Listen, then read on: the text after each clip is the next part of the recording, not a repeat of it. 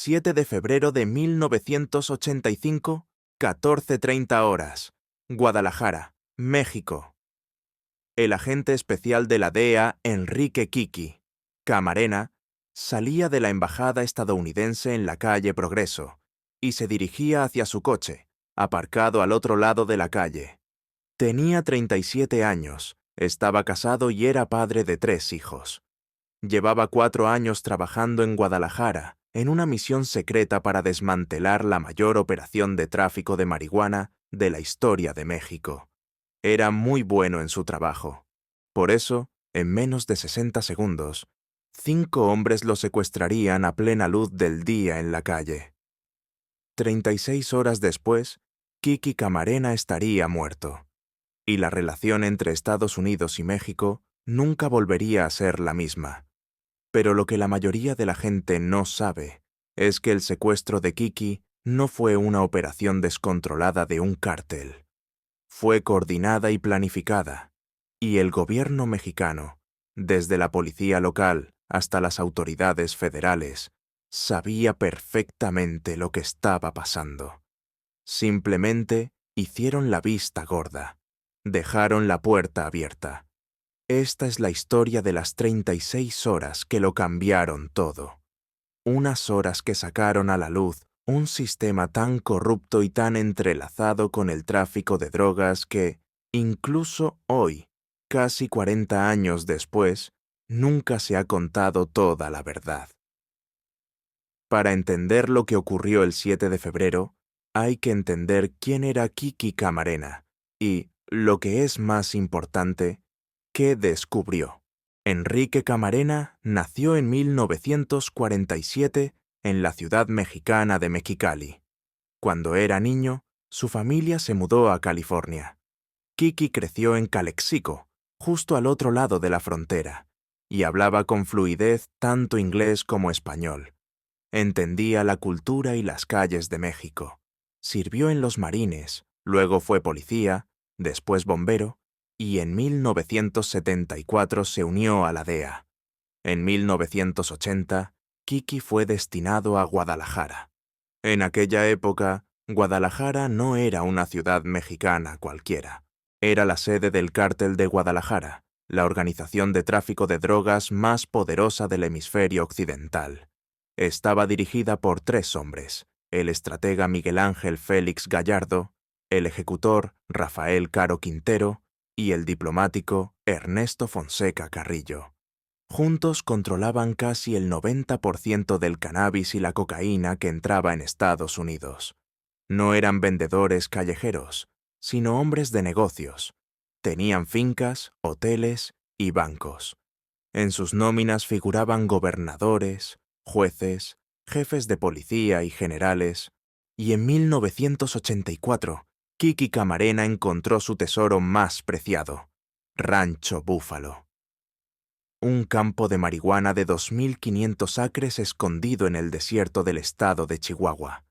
Era el campo de cultivo de marihuana más grande jamás descubierto. Miles de trabajadores, sistemas de riego, torres de vigilancia y una producción anual valorada en más de $8.000 millones. Kiki recopiló información durante varios meses, tomó imágenes aéreas y presentó la demanda.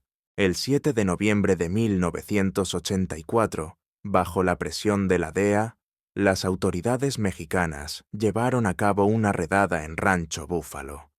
Destruyeron 10.000 toneladas de marihuana y además detuvieron a miles de trabajadores. Fue la mayor operación antidroga de la historia. Félix Gallardo lo perdió todo ese día. $8.000 millones desaparecieron de un momento a otro. Y sabía muy bien quién era el responsable: el agente estadounidense de la DEA en Guadalajara, Kiki Camarena. Pero Félix Gallardo no reaccionó de inmediato. Era más inteligente que eso.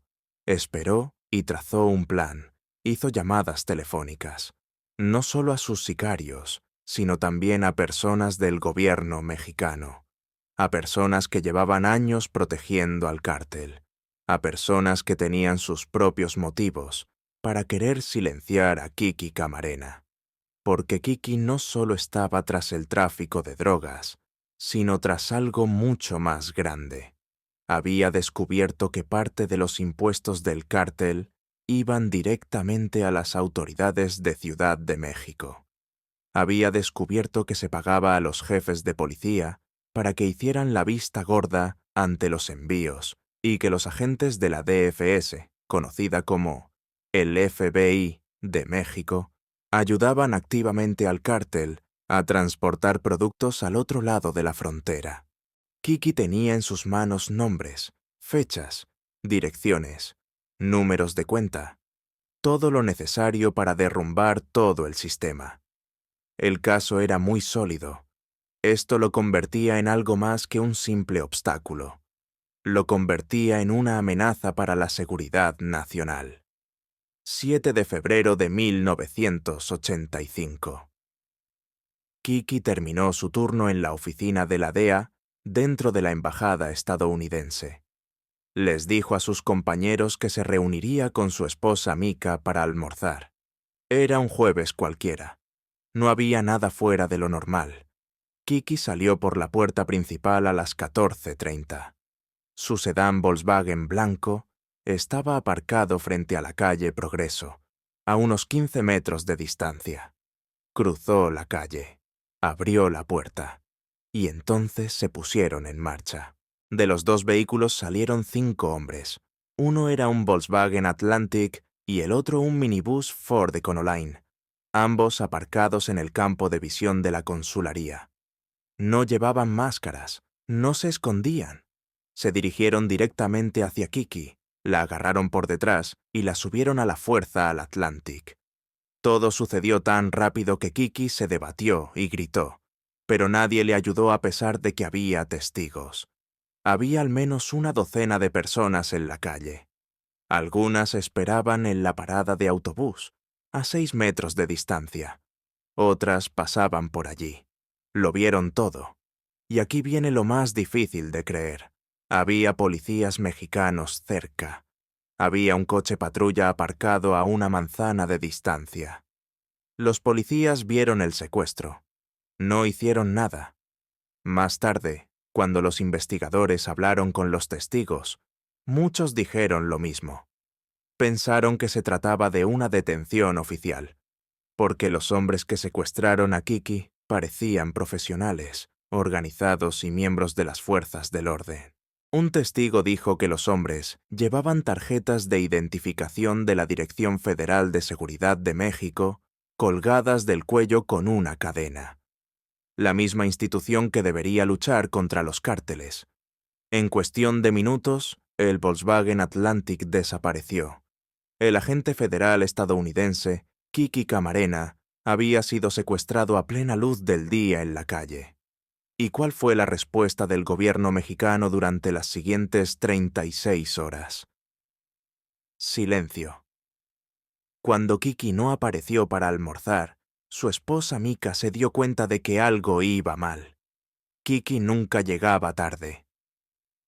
Llamó a la oficina de la DEA. Le dijeron que se había marchado hacía más de 1 hora.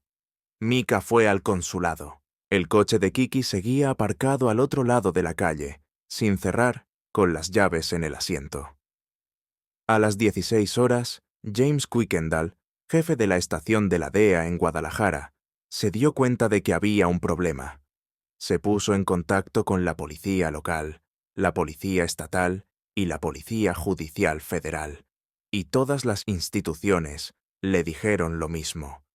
No sabemos nada, lo investigaremos. Pero ellos no miraban. Estaban distraídos, porque en ese mismo momento, Kiki Camarena estaba siendo llevado a una casa propiedad de Rafael Caro Quintero.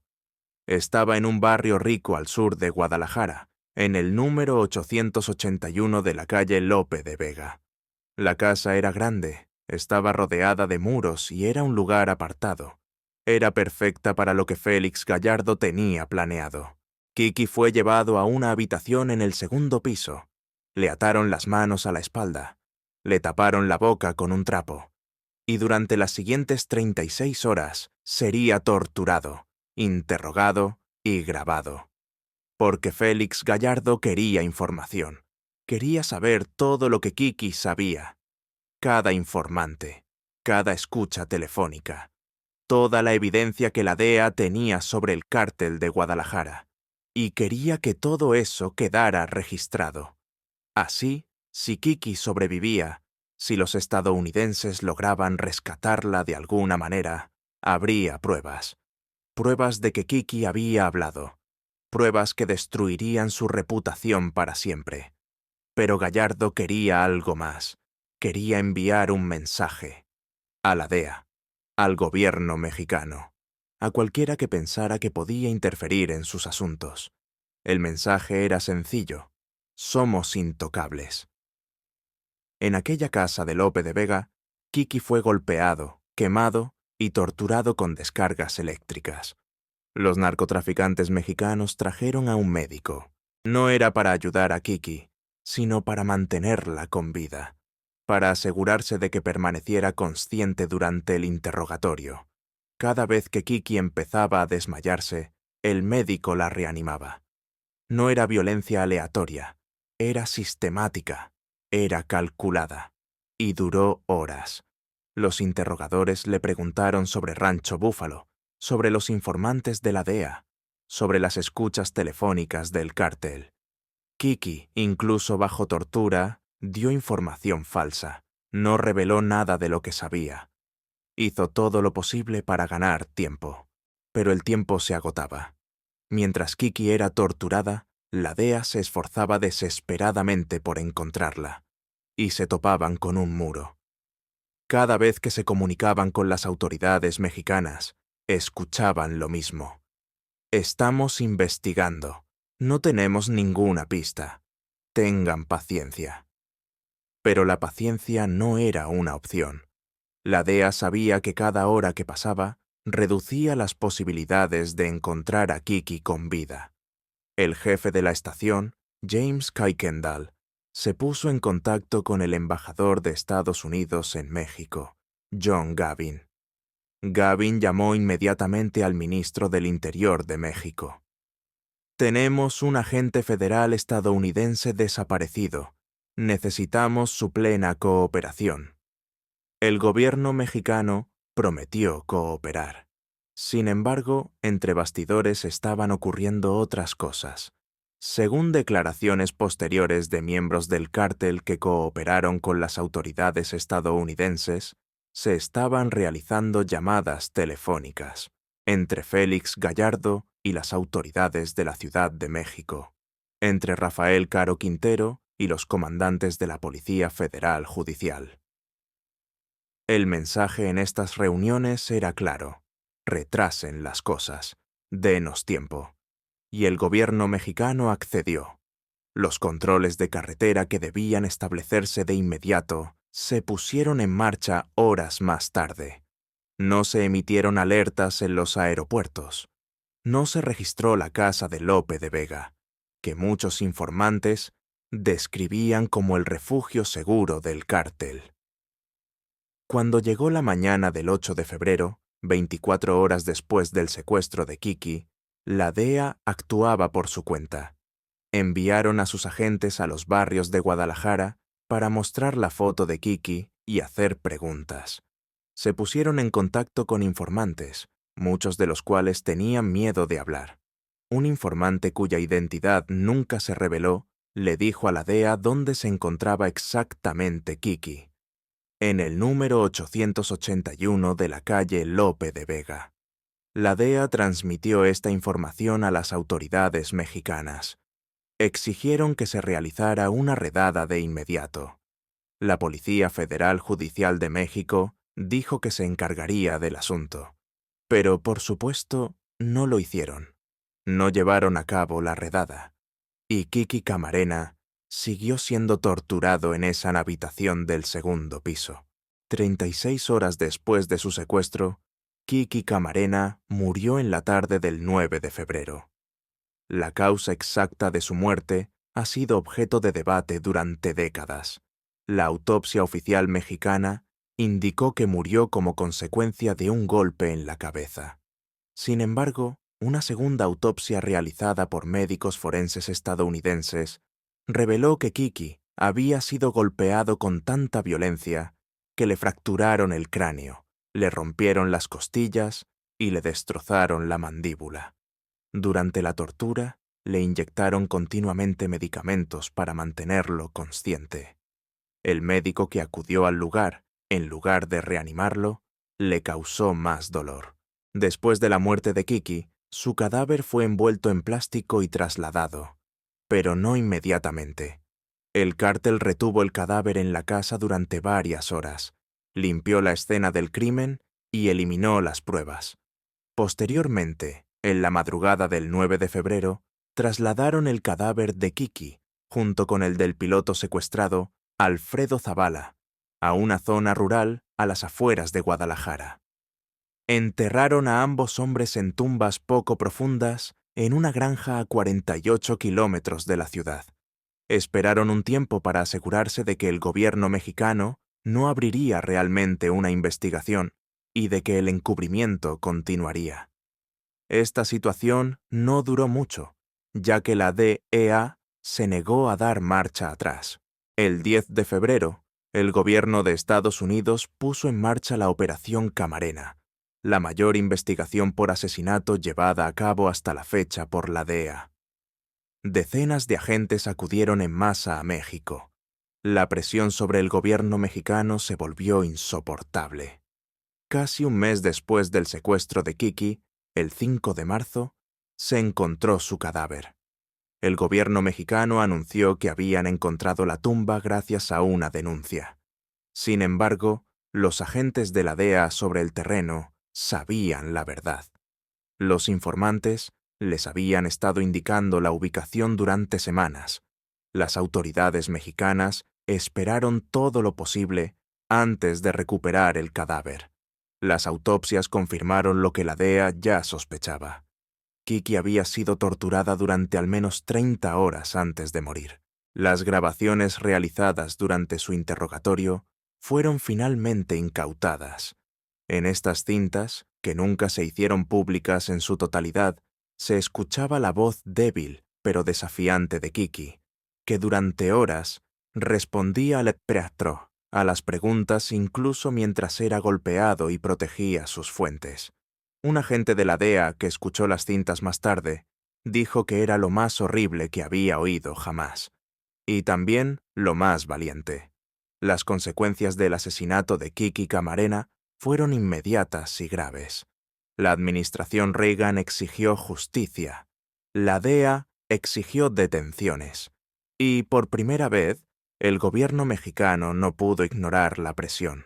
Rafael Caro Quintero fue detenido en Costa Rica en abril de 1985. Ernesto Fonseca Carrillo fue detenido en México. Sin embargo, el verdadero cerebro, Félix Gallardo, permaneció en libertad durante 4 años más. Finalmente, en 1989, fue encarcelado, quizá no por el asesinato de Kiki, pero sí por tráfico de drogas, y sigue en prisión. Sin embargo, los arrestos no respondieron a la pregunta más importante: ¿hasta qué punto estaba involucrado el gobierno mexicano? En 1990, un antiguo comandante de la policía mexicana llamado Jorge Godoy testificó ante el Senado de los Estados Unidos. Godoy afirmó que las autoridades de Ciudad de México se enteraron del secuestro de Kiki a las pocas horas de producirse, que recibieron órdenes de no intervenir y que el cártel pagó millones de dólares para garantizar su protección. El testimonio de Godoy fue muy importante, ya que reveló la verdad, pero fue ignorado por el gobierno mexicano.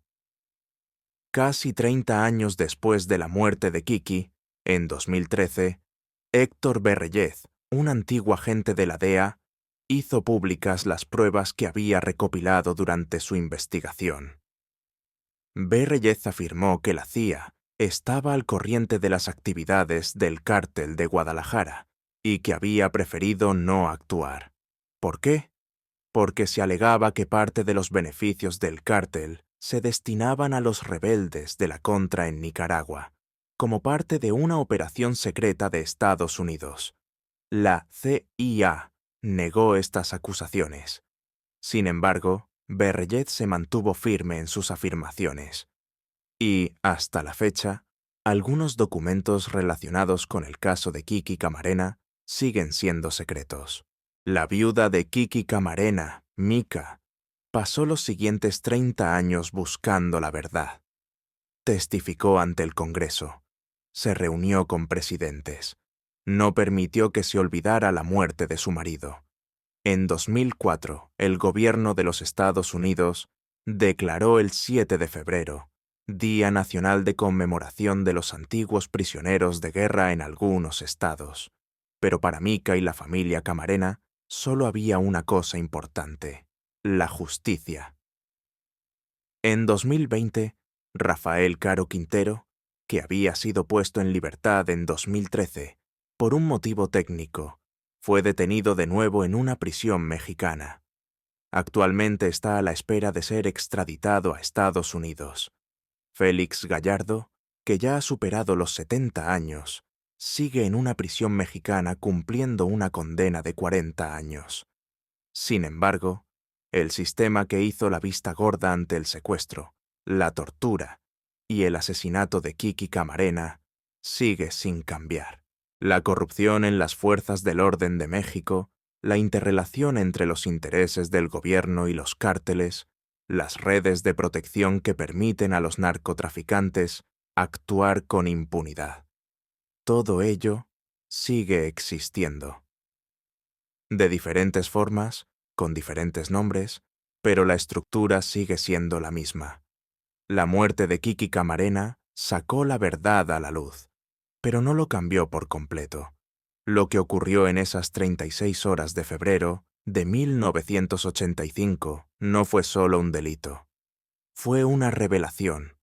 Fue una mirada a un mundo en el que las leyes no se aplicaban por igual, en el que el poder protegía al poder, en el que un hombre que intentaba hacer lo correcto podía ser borrado a plena luz del día, y en el que las personas encargadas de protegerlo se quedaban al margen mirando. Kiki Camarena conocía los riesgos. Sabía que los cárteles eran peligrosos, pero lo que no sabía, y quizá ninguno de nosotros comprendimos del todo, hasta que fue demasiado tarde, era hasta qué punto llegaba la corrupción, hasta qué altura llegaba, y lo poco que significaría su placa cuando los que estaban en el poder decidieran que había descubierto demasiado. Si esta historia te ha recordado que el valor no tiene que ver con no tener miedo, sino con levantarse incluso cuando el sistema está en tu contra, haz clic en el botón suscribirse. Contamos las historias que los gobiernos intentan ocultar, las verdades que los poderosos no quieren que sepas. Si crees que Kiki Camarena se merecía algo mejor, dale a me gusta. Y deja un comentario. ¿Crees que se descubrirán todas las verdades sobre su muerte? Porque algunos secretos permanecen ocultos, pero algunas voces se niegan a ser silenciadas.